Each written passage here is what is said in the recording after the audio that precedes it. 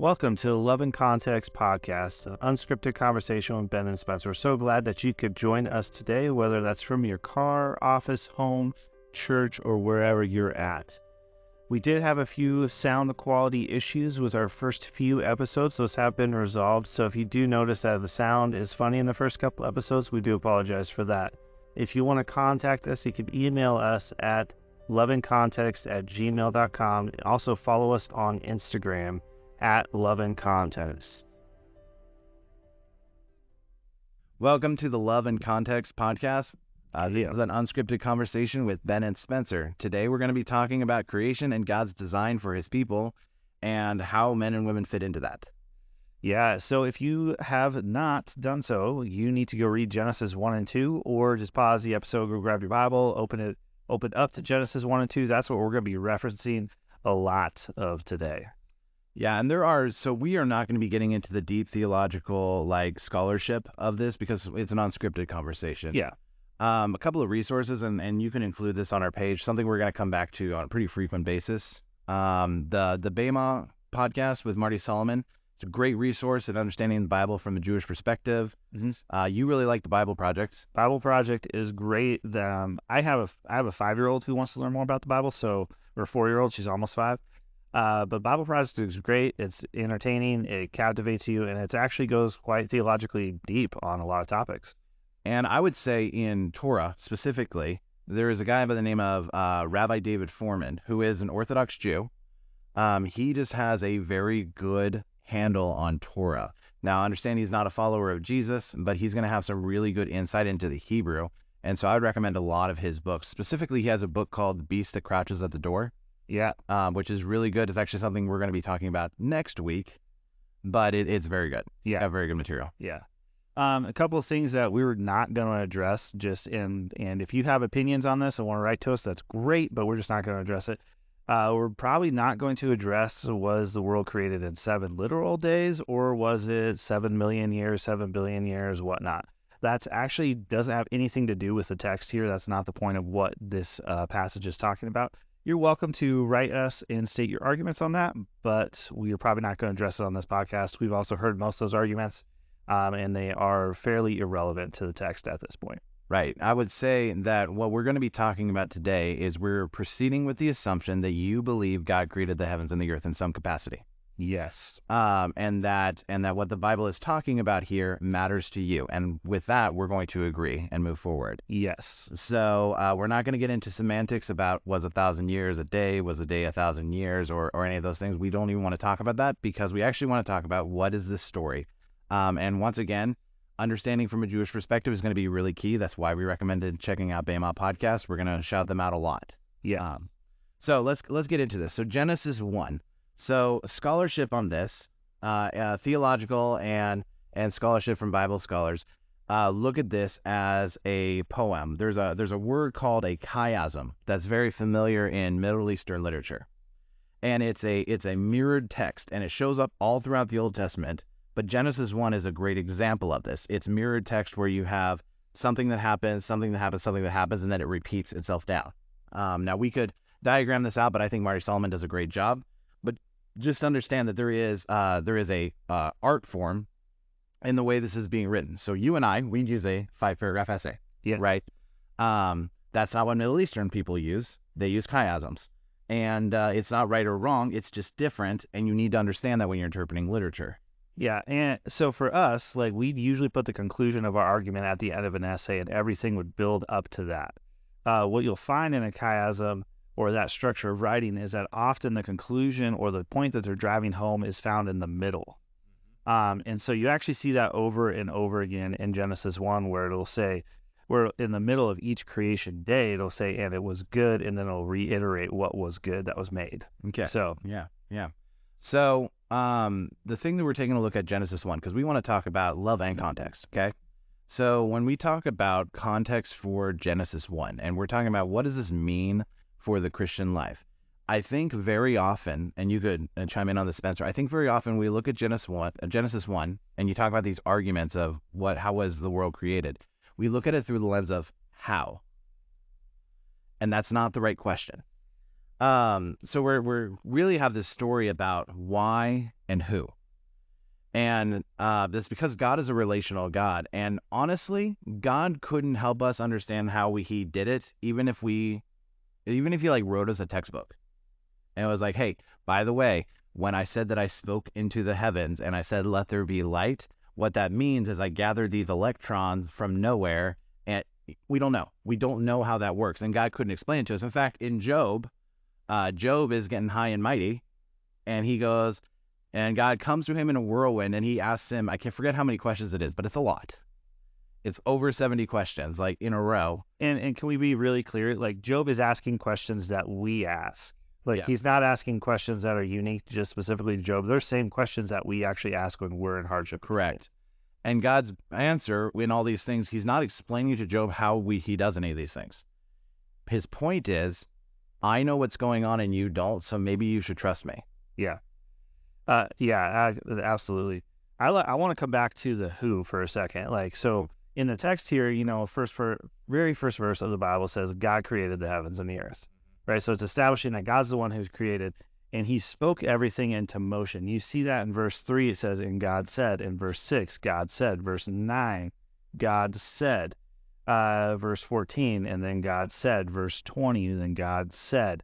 Right? Like, You're starting to sense a theme here. Right?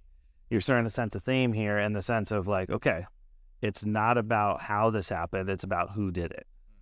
And it's almost like the fact that God speaks is more important than what happens. Yeah. By the way, let's pause there and just say, for the Christian existence, that is a piece that if you walked with that would radically change your faith. Yeah. It's not about what actually happens, it's about who speaks. 200%. Yeah. I love that you're back to percentages again. But we do want to note things about the literature. So like you said, and God said, and God said. After each day it says there was evening, there was morning, there was evening, there was morning, because of course for the Jewish people, day starts at night.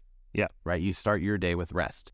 Yeah. Which, by the way, if you're coming from captivity of like 400 years with the Egyptians, how awesome of a story is that to start out with? Oh, right. Your day starts with rest. Yeah. And side note on that day, we'll probably get more into this a little bit later, but the day of rest never ended. Yeah, day 7. Never ended. Yeah, day 7 doesn't have an end. So there's a few things going on in the story where it's not a scientific report. So when we interpret the story, what is the point of this? What is the point of the story? Like, what questions should we be asking? So God's not trying to explain to us how he created the heavens and the earth. He's trying to explain to us who he is, because if we look at this historically, where would they have received this at the beginning? Like the first time they would have heard this, theoretically, if we take Moses' authorship, would have been out of Exodus. It would have been out of Exodus and at Sinai. So they're coming out of 400 years of captivity. Yeah. And they're coming to this position and they're like, well, who is this God that brought us out? Because they don't know. They haven't been walking with him for 400 plus years. And there's faithful people. Like, I don't want to get into that. But overall, there's people who are still serving the gods of the Egyptians, even when they're brought out by Yahweh. Yeah. Right? And so they're like, well, who is this God? And so God tells them the story. In the beginning, I spoke and brought things out. Yeah. But we talked about the chiasm, right? Yep. Now here's the juicy piece about that. In the middle of the chiasm, one of the main teachings of the sages and the rabbis is that creation comes around this piece, this word that is muad, right? We use it to translate seasons, but it's also a word that is used to translate into Sabbath or rest or something of that nature. And so the whole story hinges around seasons and rest, which sounds a lot like what happens in day 7. Yeah. Day 7, a day of rest, never ends. And so, at this point, man had been created. Like, so we're kind of jumping ahead in the story. We might come back to some other pieces here, but at this point, man's been created. And so our design is to be with God, resting in his presence. Right. Well, in fact, actually, we were talking about this just before we kicked on the recording. I actually told you that actually God talks about making man in his image twice. Yeah. So, looking at verse 26, he says, then God said, let us make mankind in our image, in our likeness, so that they may rule over the fish in the sea, and the birds of the sky, over the livestock and all the wild animals, and over all the creatures that move along the ground. All right, so that is the first mention of we're going to make man in our image, and it gives us our function. Mm-hmm. The original design is we're supposed to be like God and administer his rule on the world. That's our job. Yep. So God created mankind in his own image. It's a beautiful thing, right? I love that. Like, it's so good. I think we sometimes go past this too quickly. The word here actually being used as image. Do you know other places in the Bible it's actually translated as idol? Really? Oh yeah. So the root word is actually a word that they would use for like these carven idols. Okay. So now hear that in terms of the Exodus where God says, don't have carven idols. Why should you not have an idol of God? Because you're made in the Because image. humanity is made in the image of God. Yeah. And so if you try to make an idol, you're actually discrediting the very thing God created. Yep. Like when you try to physically make something, which, by the way, let's just go ahead and point out Greek culture and America is very much inherent from Greek culture. These stone like vigils of people, right? The Michelangelo, Yeah. the David, right? We make these images of these people, and to like lift them up, we just might be missing what God was doing there. Yeah. And please don't hear me downing on the art. That's not what I'm talking about. I'm talking about the intention behind the art is when you glorify humanity over God. Yeah. So this is one of the most compelling arguments I've heard to say that this is actually a real, true, authentic story. So you have a God who created everything. He spoke it into motion. He bent down. He formed man and women in his own image, and he created them, right? Chapter 3, a little spoiler alert, we stepped away from God. We're going to talk about that in another episode. And then what do we do in turn for the next thousands of years? We create, we build, and we find that everything we build fails, right? Because we're now in a fallen nature, and things are broken on that front. But what God built lasts, but the point being is that we were made in His image, and so we couldn't help but create. Right. So my wife just participated in an art event, and she made this incredibly complex dress. So as far as artists, like I'm a musician and I write. When it comes to like actual like drawing, any of those sort of things, like it is just not good. It is not good. Tara You is. got the stick figures down? She is. I got stick figures down. Okay. But my wife is. She has the eye for creating in visual representation. And when I was at the event and they were showing the dress that she made, I actually got a little bit emotional because I looked and I saw the hundreds of hours that went into making what was going on there. And sometimes I think we discredit our creation, our ability to create, because we're actually made in the image of God, who is a creator in his own right. And like that's where we get that from. And I was like, and so when we create, we actually put God on display. Or we put ourselves on display, which we'll talk about human nature. But this is the story that starts out at the very beginning. God is a creator. He loves his creation. You're made for rest. This is the place you're supposed to live from. You're supposed to work from. You have a role. It's to be my image in the world and put my legacy forward. And like in a day 7 of rest that never ends, we're being invited into this. Now, I want to point out chapter 3 comes, but we're not there yet. And I think a lot of the times in the Christian culture, and you can tell me what you think about this, we start in chapter 3 and we forget that chapter 1 exists. Oh, I'm resisting the urge to jump to chapter 3 right now. Right. I so just want to jump to chapter 3 and start talking about it, but I'm resisting that urge because we're in 1 and 2. Yeah, you feel the evangelical pull to 3? Yeah. I feel the systematic pull of like, hey, we have to start with this. When it's like, no, we got to start with creation. Yeah. And I'm gonna steal a line from Bema podcast, which I think is a very good line in Marty Solomon. The story in its original telling, the story is good. Yeah, it's a good creation. So let's take a look at chapter 1 again. We get to the very end. God has made man, and we're going to come back to this because we have some thoughts on this as we move forward. But God has made man, and he comes back and he looks, it's right at the beginning of chapter 2. He says, thus the heavens and the earth were completed in all their vast array. By the seventh day, God had finished the work he had been doing. So on the seventh day, he rested from all his work. By the way, preach. When you're done, be done and rest. Okay? Then God blessed the seventh day and he made it holy. We'll talk about that in a second. But because on it he rested from all the work of creating that he had done. Sorry, I actually forgot in verse 31. God saw all that he made and it was very good. And there was evening and there was morning the sixth day. So when I say creation is good and the story was good, and you're like, well, but chapter 3, don't argue with me because I'm quoting God. He said that the story was very good right here. Yeah, and you're just quoting one part of chapter 1 that says it was good. Yeah, he's been saying it the whole time. Like at the end of each day, it was good. Day 1, good. Day 2, good. Day 3, good. Day 4, good. 5, good. 6, good. I like how you had to commit all the way through. I did. I almost stopped at 3 and I was like, no, I'm going for it. Yeah. And so much so that we use the word holy. We say he makes the seventh day holy. Holy as a word means set apart, different from everything else. Right? So rest with God, life with God, is actually separate from all of the creating, all of the working, everything about that. That is something different. And that is the place that never ends and we're invited to go live into. And we're invited to live into that today. Correct. Yeah, I mean, okay, so now if you have that foundational piece and you say from the very beginning, this is the story that you're supposed to get from Genesis 1, that you are made for something. Yeah. You have an intention and it's very good. Yeah. You're made in the image of God. You're not valued by what you can produce. You're valued by whose image you're made in.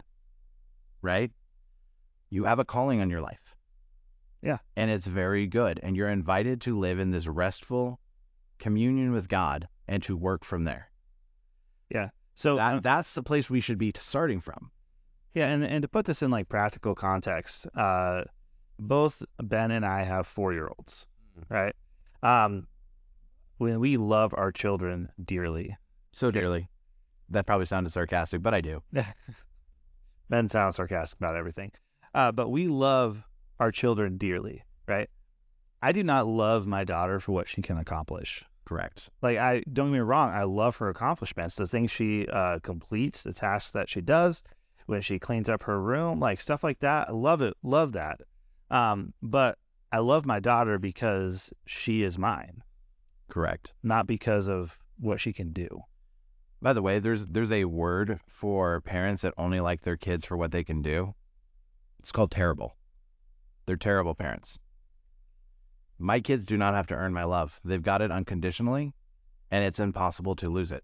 Yeah. That does not mean that they get away with everything they want. Yeah, man. I was like, it being made in the image of God. I was like, and this is kind of this thing, because I want to really point out, and we're overemphasizing it here because the church has so de-emphasized it over the years. The statement that we hear all the time is, you're a dirty, rotten sinner. Jesus came, and hippie Jesus came because he was all love and died on a cross and took everything that you deserved because the Father was angry. He pours out his wrath, all these different things. And there's truth to that, and we're going to get there.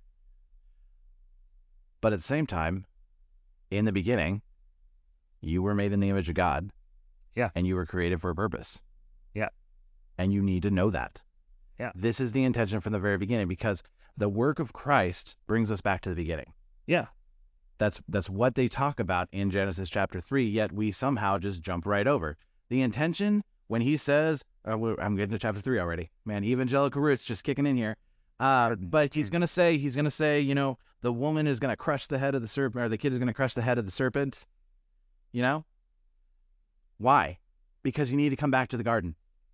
Revelation, you're coming back to the garden. Everything is coming back to the garden. Even in the Gospel of John, Mary comes to the tomb and she mistakes Jesus for what? A gardener. Yep. Of course she does. Why? Because the garden is now, the idea of the garden, the pre-fall world is now available through the life of Jesus Christ. And so understanding this for the Christian life is incredibly important, because through Christ, that's the life we're supposed to live now. Yeah. And can we, and I just want to stop and ask the question, why do we skip over 1 and 2?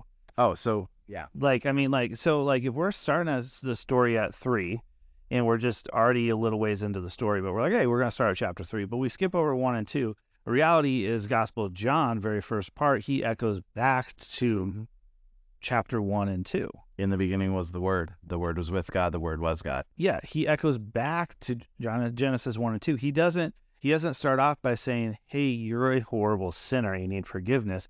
He actually, and side note, John's writing to a group of people who were not Jewish.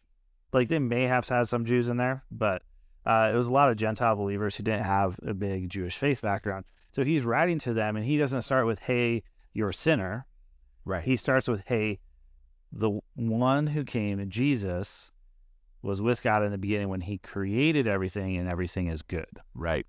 You're going to see throughout the Gospel of John, he's making a lot of Jewish references that he knows the Jews will catch and explain to the Gentiles around him. Yep. And he's also addressing the pagan culture directly at the same time, because John is just brilliant. Yeah. Brilliant. Like, it's almost like he had help. Yeah. So coming back to this idea, right? So you're created for a purpose. You're created to live from this purpose. You're created in the image of God. And not only you're created in the image of God, but Spencer's created in the image of God. So when I interact with Spencer, why do I, let's come back to Jesus' big thing, okay? Because we talked about this in our intro podcast. You were going to love God and love our neighbor. Yeah. Right? So why do I love my neighbor as myself? Because like myself, they are the image of God. Yeah. And when you see somebody, like whoever they are, drug addict, abusive husband, I'm trying to think of like terrible people, terrorist. But all of these people, we look at them and we see not who they are today, but who they can be through the redemptive work of Christ and as the image of God. Yeah. Being made in the image of God, it's tough, right? Like, and the reason I say it's tough is because I have neighbors, and when I say neighbors, like people in my community that I'm like, man, they're really hard to love. Right. But that doesn't matter because they are made in the image of God, and I am called to love them. Correct. And so when you start viewing it this way, and you start thinking of, okay, what happens when I don't love those who are made in the image of God? Well, I can tell you exactly what you look like. Yeah. Yeah. And so then we as believers, we wonder like, well, man, why don't people want more of what we have? Yeah. And it's like, well, because you're not loving those who are made in the image of God. Right. And in turn, if you're not loving them, what are you doing? Right. We talked about today, I was closing out as in the Gospel of John. So you already know, love your neighbor as yourself, right? And then Jesus says, a new command I give to you. You're not going to love your neighbor as you love yourself. Yeah. You're going to love each other as I have loved you. Yeah. And I was talking about that at church, and I was sitting there, I was like, man, I feel conviction. Uh-huh. I was like, because it's not even just how I love myself, it's beyond that. Because we're going to talk about what God does, but even in the story of the creation, it's littered with love of God all over it. Funny side note to this, I was supposed to go up on stage and play guitar, and I was just so like into what Pastor was saying and what Ben was saying. I was like, yeah, this is right on. And then afterwards, Ben was like, where were you? And I was like, I felt very alone because he's supposed to, go back there and play those lilting guitar lines. And I was like, I'm so lonely. Like, I was up there by myself. But you know what? The Spirit of God showed up. No. Yeah, 100%. So, okay, let's come back to Genesis. You're going to hear us ramble a lot. Hopefully when we edit it, we'll seem more coherent. So God says, it's very good, it's very good, it's very good. So one of the things that I want to talk about here is, so we were talking about function, right? Yeah. So understanding that you have a job, right? Your job is to be the image of God. It's his image in you, and he's the one that accomplishes it. Yeah. But you do have a job. You got to show up, right? And one step further than that, he then talks about how he makes man, right?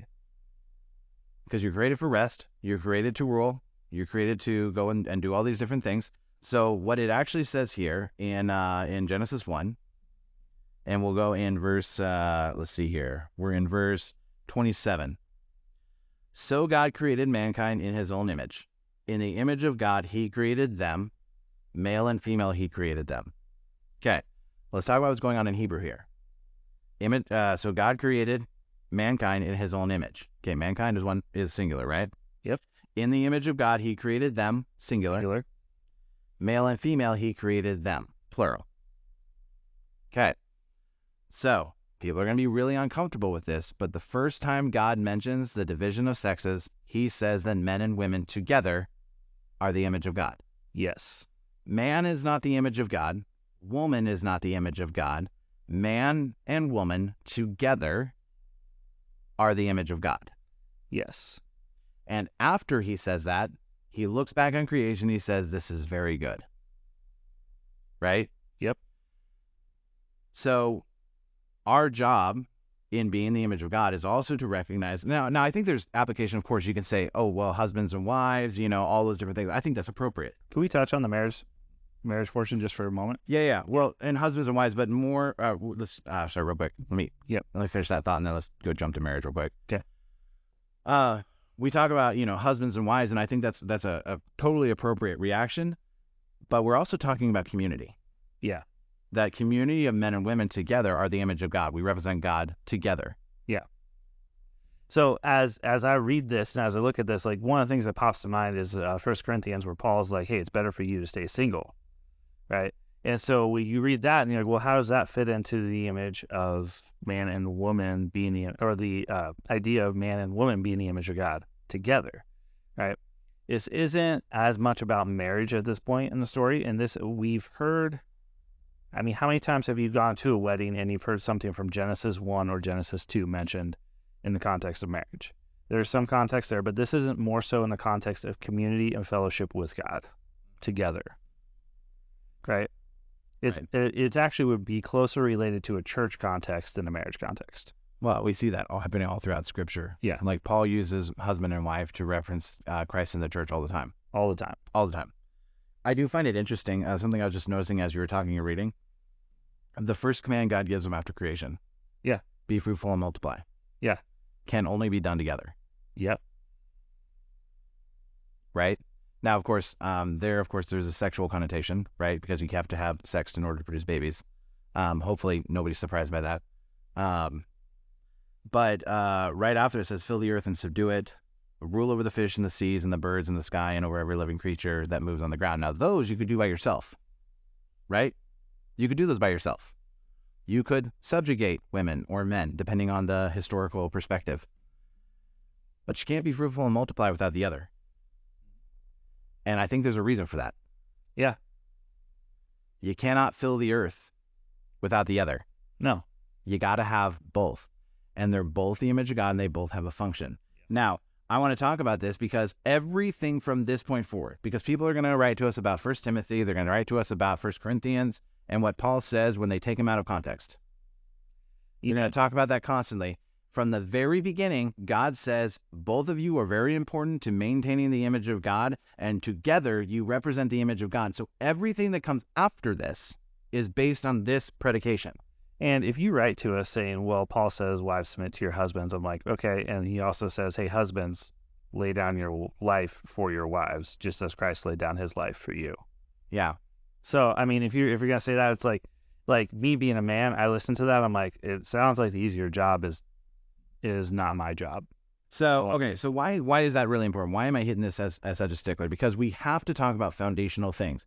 You have to understand you're made in the image of God. You have to understand you were created from rest. You have to understand you have a function to forward the rule of God into the world, to fill the earth and subdue it, to grow the garden, right? And you're not supposed to do it alone. You're supposed to do it in community. In fact, even if you disagree with me, I'm going to talk about chapter 2. Yeah. So chapter 2, they take a step back, and I don't want to talk about some of the literary things going on. Check out the Bible Project, Bema podcast. They have some great stuff. But one of the things I find interesting in chapter 2 is God tells us that he's not enough. Oh, you're getting hate mail for that. Oh, yeah. I know, right? Okay, so hear what I'm saying here. I was trying to think of something productive to say, and I'm like, no, Ben's just going to get hate mail. I know, right? So what God says here is it says that he is walking with Adam. Yeah. Right? He is communing with Adam on a daily basis. Walking, communing, doing all these different things. Right? And God looks at him and he says, it is not good for man to be alone. Okay? So, the end of chapter 1, it's very good. Everything is very good. It's been good, good, good, good, good. And God says, hey, man, you're walking with me by yourself and it's not good. You need something else. Chapter 2, verse 18, if you guys are wondering. Yeah. He says, it is not good for man to be alone. And I think that makes people wildly uncomfortable. Yeah. Yeah. So, by the way, chapter 2 is actually a great example of how chapter 1 probably doesn't work the way you think it does. Neither does chapter 2.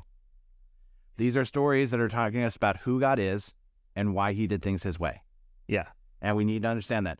If you want to believe they literally happened this way, I think that's totally acceptable. If you have some questions, but you accept by faith that God is setting up some things intentionally for you to understand, we can have grace with that. Most likely we're going to get to heaven and both of us are wrong. Yeah. And if you are, I just want to pause here and just say, okay, let's just talk disagreements for a second. I feel like, man, I really disagree. There's points on the creation story that actually Ben and I disagree about. Correct. And we're sitting here talking about it together because we're like, it's not the point of what's going on here. Yeah, we actually have fun in our disagreement because we actually push each other to grow. Even though I'm right and he still has to come around to a few points. But my thinking is he's entitled to his wrong opinion. Yeah, exactly. Yeah, exactly. So I think it's interesting here also. One of the things I want to say in pro-women category, God says that there is no suitable helper found for Adam, Etzer Kenegdo. Yeah. Right? In other words, like, so it's the force that opposes, right? Is Etzer Kenegdo in Hebrew. But beyond that, most commonly referred to as Etzer Kenegdo in the Bible is God himself. Yeah. So God says, man, there's no Etzer Kenegdo for you. So I got to pull it out of you. Right? And so, and then putting it in the context of, okay, the same language that was used to describe a woman as a helper is the same language that is used to describe God as our helper. Yeah. That relationship is supposed to be real important. Yeah. And I would never think to relegating God to a subservient role. No. Though, I would say that we've done that in our churches a lot. We have. We try to construct these boxes that we put God in and say, God, you're going to work in these ways because that's how I understand things. Well, I love it. I love it when churches do that because it's just like, dude, it's only a matter of time before God blows outside the box and is like, that was cute that you think you could contain me. It's one of those things where I think God waits to hear those things and he's like, I'm going to show you some stuff. So in case you are thinking like, man, maybe my church puts God in a box. Like, I'm not dogging on your church or anything like that. No, but I think that they're faithful in following God. Yeah, I think a lot of churches that do put God in a box are faithfully trying to follow God to the best of their ability. But when you put God in a box, it's like trying to contain a lion with a cardboard box. Like, it's just not going to work. Well, I don't think we do it intentionally either. No. And that, if anything, in these conversations, what we're trying to do is be intentional about what we do. Yeah. Right? Yeah. Like most churches, most Christians, when they do these things, they do them because they've just heard them repeat it over and over again, and they never stop to think about what is the point of the story. Yeah. Why does this apply to me as a Christian today? Mm-hmm. Right? So God says there's no suitable helper, and he puts man into a sleep, and he pulls the man's rib, which actually the rib isn't actually a real word. It's like he just pulls a piece out of him. Right? We've translated a rib, but it doesn't actually mean rib. It's a weird thing in Hebrew. But then he closes it up, and then he made woman from the piece, and he brought her to man. And the interesting thing is, I love this perspective from Adam. So he's going to name Eve. And by the way, you really need to check out, before she is named Eve, she is named woman. It says right here, this is bone of my bones and flesh of my flesh. She shall be called woman, for she was taken out of man. Okay, her name is not Eve at this point. Do you know when her name turns to Eve? Later in the story. Yeah, later in the story, chapter 3. Go read your Bible. Her name gets changed to Eve. And you know why her name becomes Eve? Adam says, because she will be the mother of all living. Okay? She's going to be the mother of all the living. And so here she's valued because she was bone of my bone, flesh of my flesh, and taken out. And she will be called woman, Isha, for she was taken out of man, Ish. That's the Hebrew. Mm-hmm. And now she's valued because she's the mother of all living. So you've now gone from being valued for who you are Now you're valued for what you can produce. And correct me if I'm wrong, Adam's not referred to as Adam. In Genesis 1 2. He's referred to as man. Yeah, we put Adam. Yeah.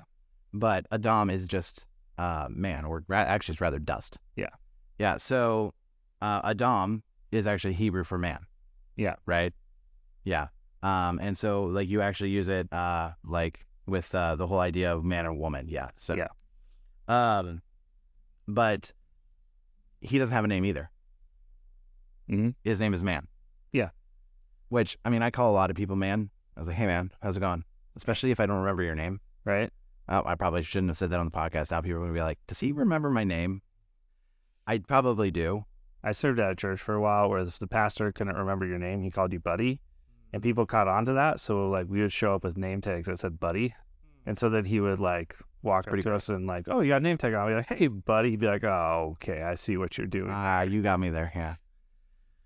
So this story, you know, I mean, I think chapter 1 and 2, there's so many things, and we're kind of just skipping a stone across the surface. Mm-hmm. So for the purpose of our podcast, where we're talking about love and context, we got to understand that the intention of God from the very beginning is he says, I need to put you in the best possible position to forward my life into the world. Yeah. I want to partner with humanity. I don't know why he wants to do it. He just does. Mm-hmm. That's how he wants to do it. Probably because he's a father, and fathers like doing that stuff. Yeah. I mean, like, there's things I do with my daughter that I'm like, I really, like, this is not an activity I enjoy at all. But the fact that I'm doing it with my daughter is huge. Yeah. Right? Yeah. And so, like, if you're going to write and be like, well, why did God create a man and woman? I was like, I don't know. But what I can tell you is he created them. Right. You know, I'm reminded of a story, and I shared this in a message about a year ago. It's from John Tyson, from his book, The Intentional Father, which you should read because it's great. But he tells a parable about a farmer who is installing a fence with his 2 kids. And a guy drives by, and he sees these kids. They're like 5 and 4. You know, they're young kids. They're boys. They're, you know, doing what boys do, and they're putting in the post, but they're like, they pull one side out and the other side goes out. And, you know, you can just imagine what that looks like when they're trying to build the fence. And the guy stops and he's chatting with the farmer, and he says, yeah, why do you have your kids out here doing this? I was like, surely, you know, you're on a timeline. I know harvest is coming up. You got to be doing this quicker. You know, you could do it a lot faster. And the farmer looks at him and he says, oh, you were under the impression that I'm building a fence. I'm actually raising my sons. Yep. Yeah. And I think sometimes we look and we're like, God is building a fence. And I'm like, no. Mm-hmm. He's raising sons and daughters. Yeah. Because for him, you being raised correctly matters more in the world than anything else. Uh-huh. And so as you're saying that, I'm thinking like, okay, how patient are good parents with their kids? Right. Like, how long suffering with their patience are they? Right. Because, I mean, for me, I like to get things done. Right. I like to try to get them done efficiently. Usually when I jump into a project, I have a way I'm going to do it. I'm going to do it this way. This is how it's going to happen. I got all that lined out. And then somebody I love steps in and is like, I'm going to help you. And the next thing I know, I can't find my tools or whatnot. And I'm like, but the point being is I can either get frustrated because I'm not doing the project my way. Sure. Or I could slow down and be like, hey, this is going to take twice as long, but I get a chance to be a good parent. Right. In this moment. Well, and if you, as a good father, yeah, right, especially like you're a good father. Well, I'm glad you think that. Yeah. Well, okay, you're an okay father. You're like on the, you're on the verge. All right. Yeah, you know how like they have those things where it's like both green and yellow. You're like right about to cross green. Oh, okay. All right. That's good. I'll take it. I'll take it. But if that's you, what do you think God's like? Yeah. You know, I love when people get controversial about music in the church. So I'm just gonna throw a piece of music out there that people really it stirred up a lot of fires. Oh, the overwhelming, never-ending, reckless love of God. Mm-hmm. And people say that God is not reckless. I was like, listen, he bankrupted heaven to redeem you back to himself. Jesus told a parable about a farmer leaving 99 sheep to go find the one. That's reckless. You wouldn't do that. Yeah. Yeah, and then he has a party. He probably slaughters a bunch of sheep that aren't the one. Okay. So the thing that makes me laugh, right? The thing that makes me laugh about like when people like make the claim of like, oh, God's love isn't like God's not reckless, right? It's like, well, okay, actually his love is very reckless in the sense of that he is going to do everything he can to give us every opportunity to say yes to being with him. Correct. And then he's literally going to say, over my dead body. Yeah. Here's the funny part though. We've made movies that have nothing to do with God that paint that exact same picture. Right. Like you think of the movie like Taken with Liam Neeson. Uh-huh. Right? Like his daughter gets kidnapped and he's like, doesn't matter who's in my life. I will find you. I will find you. Yeah. And I will give you a hug. Yeah. That's the edited version. But that's the Father's love. Yeah. Right? It doesn't matter. I'm going to find my kid and I'm going to bring them home. Yeah. And it doesn't matter what it costs. Mm-hmm. It doesn't matter what gets in the way. If I get hurt in the process, but they still come home. Yeah.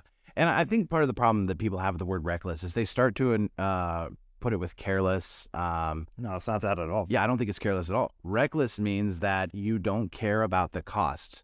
Yeah. When you're looking at the benefit. So, yeah, reckless driving, right? Yeah. Right? So let's just take reckless driving because I think that's one of the places we use reckless more than others. The whole thing about reckless driving is you are completely ambivalent about everything around you in pursuit of your goal. Mm-hmm.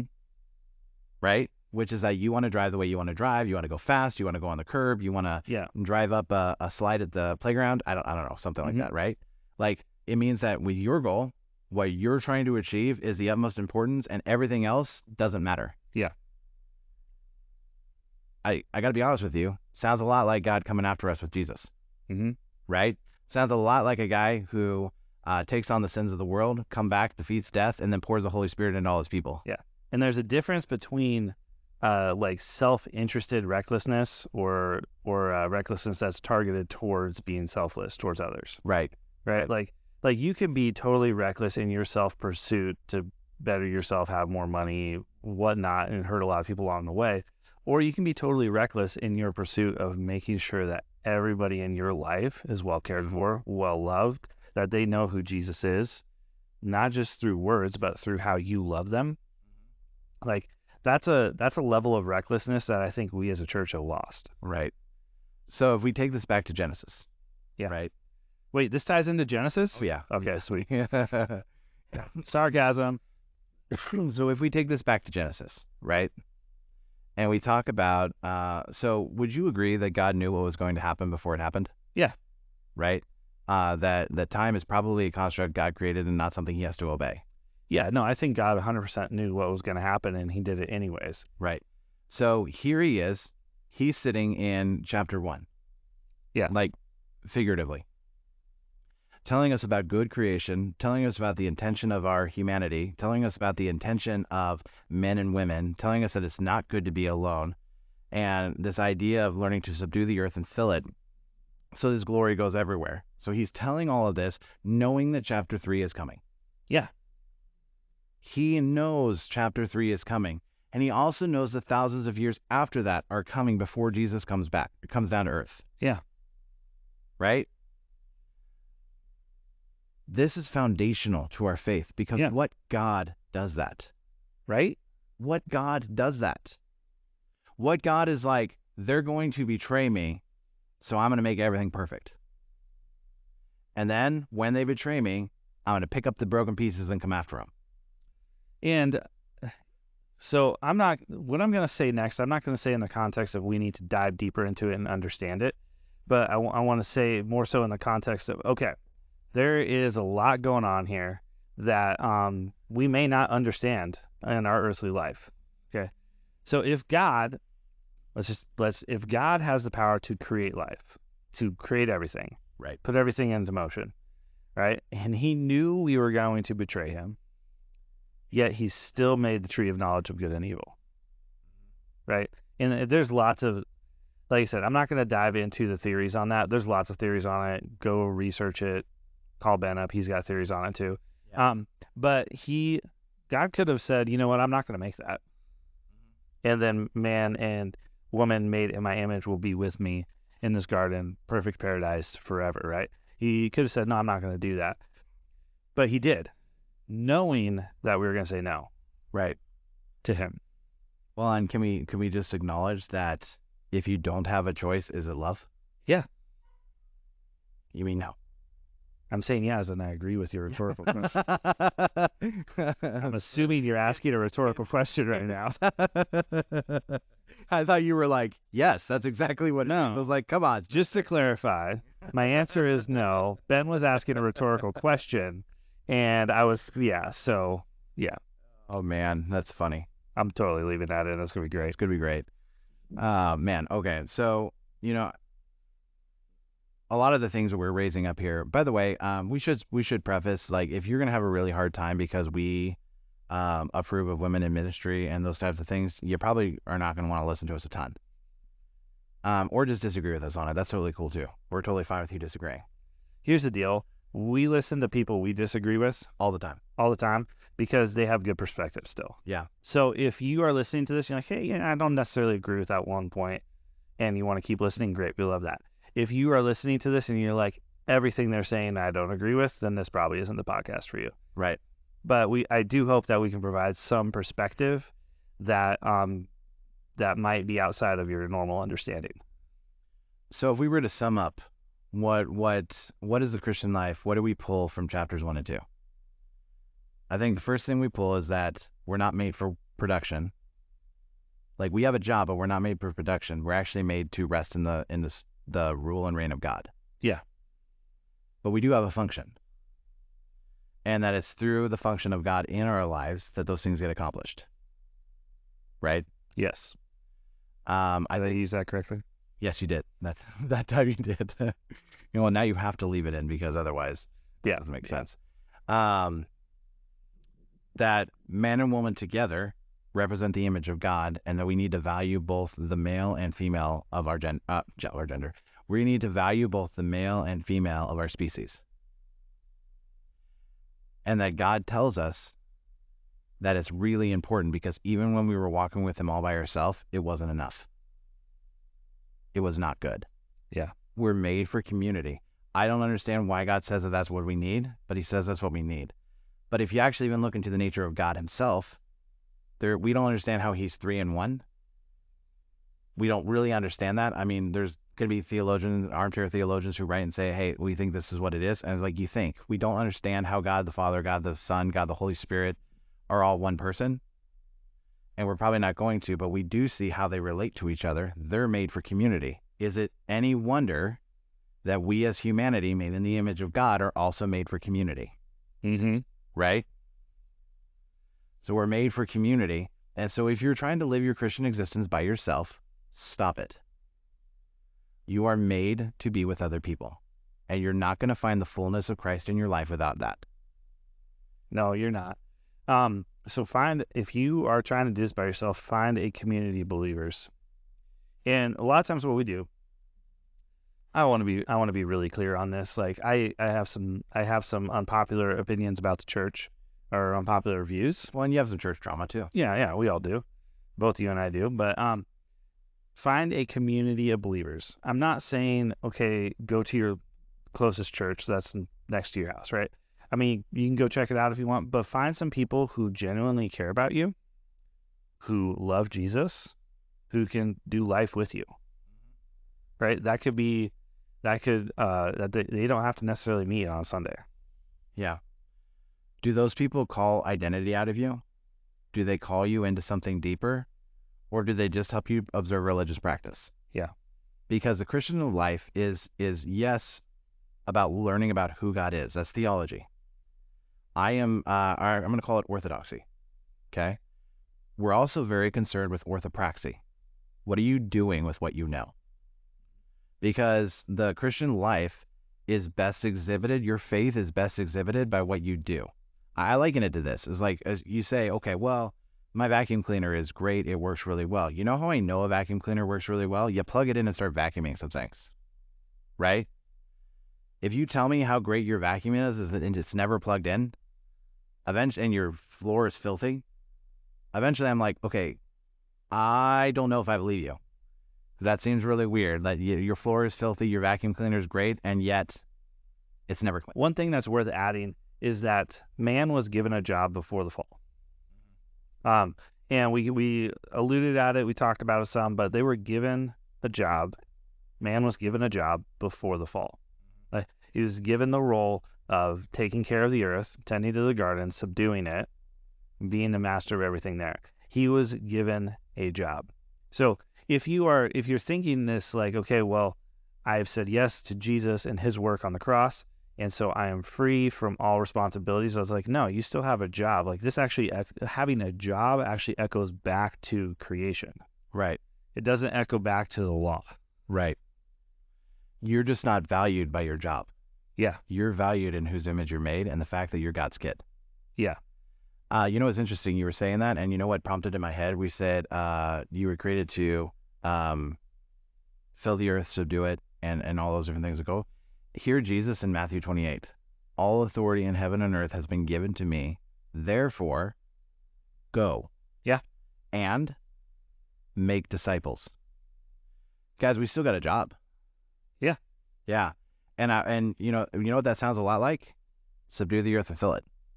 Yeah, it does. And disciples. Now, please do not go and subdue people. That is not what I'm saying. And if you're like, Ben told me to go subdue people, I'm like, I'm going to find you. Blocks for Jesus. I don't care if you're in South Carolina. I'm going to find you. I'm going to slap you across the face. Not what I said. I'm saying with the same intention that we're supposed to fill the earth, subdue the earth and fill it. Our job is to bring the kingdom of God to the world, make disciples, and see it realized in our midst. Yeah, we have that job. And if you look at the Great Commission, it starts off with Jesus saying, hey, I have all authority. And then it goes to the disciples saying, go. And then it ends with Jesus saying, I'm with you. Right? So if you're like, man, this is scary, it's like, dude, Jesus has authority and he is with you. Right. Right? Like the one who was there at the beginning during creation, Jesus, right? Yeah. One who claimed to be God, he is like, I'm going to be with you as you do this. Yeah. Now, how embarrassing is it for you to be like, oh man, that person's on the street corner is scary. Right. And God's like, bro, come on. Or sister, come on. Like, yeah, don't be sexist. Yeah, get with it. Right. I have a bit of a blunt personality. And so sometimes my conversations with God are like him taking a 2x4 and being like, you idiot, you know what you're supposed to do. So I think God is a masterful communicator, and he communicates in a way that is effective for all of us. Oh, yeah. Yeah. Yeah. I just have a blunt personality, and that's how it goes for me. But so if I pass that along to you, know that I love you, and that's just a little bit of my gruffness that I got going on. But that's the thing, is like he has authority, and he's with us when we are going and making disciples. Right. So last week, we were here, and we were having care group at your house, right? Small group. Yeah. It was great. Made for community, highly recommend it. If your church doesn't do one, start one. Mm-hmm. Right? You're made for community. Yeah. And but James wanted to have another pancake, right? And he said, I want to have another pancake. And he's like, so he comes up and he says, can you ask Miss Lindsay if I can have a pancake? Right? And I said, okay, why don't you go ask her and I'll be with you. Uh-huh. Surely I am with you. Yeah. Sometimes I think we're that scared 4-year-old boy asking for another pancake, but don't worry, Daddy's right behind us. Yeah. Right? Mm-hmm. Daddy is right behind us, and he is the authority. He's the power. But hey, man, he's raising sons. He's raising daughters. Yeah. And we got to go. Yeah. Yeah. So good. Oh, so good. So next week, we're going to be diving into the fall, correct? Yeah. So next week, we want to talk about a couple of things that are going on in the fall that I think that we misunderstand. I'm going to touch on a few things on the tree of good and evil. Yeah. But then specifically after that, we're going to talk about the fall, but we're also going to talk about Cain and Abel. Yeah.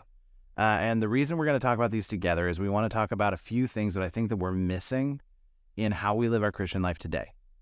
Because we've heard these things taught so many times from a doctrinal lens that we forget to see them from a contextual and relationship lens. Mm-hmm. Yeah.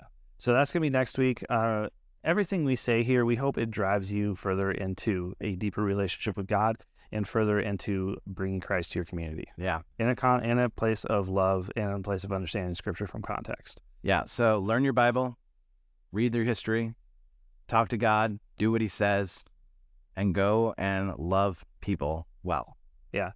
There will be an email link at the bottom in the show description. So if you want to send us questions or just write us nasty emails, go for it. We would love to hear from you.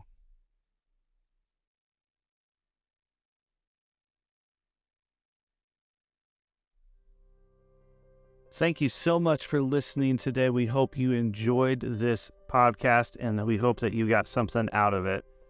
If you have any questions, please contact us at loveandcontext@gmail.com. You can also follow us on Instagram and message us through there. And Instagram is Love and Context. Again, loveandcontext@gmail.com or Instagram are the two ways to get a hold of us if you would like. Thank you once again. We really appreciate you being here. God bless.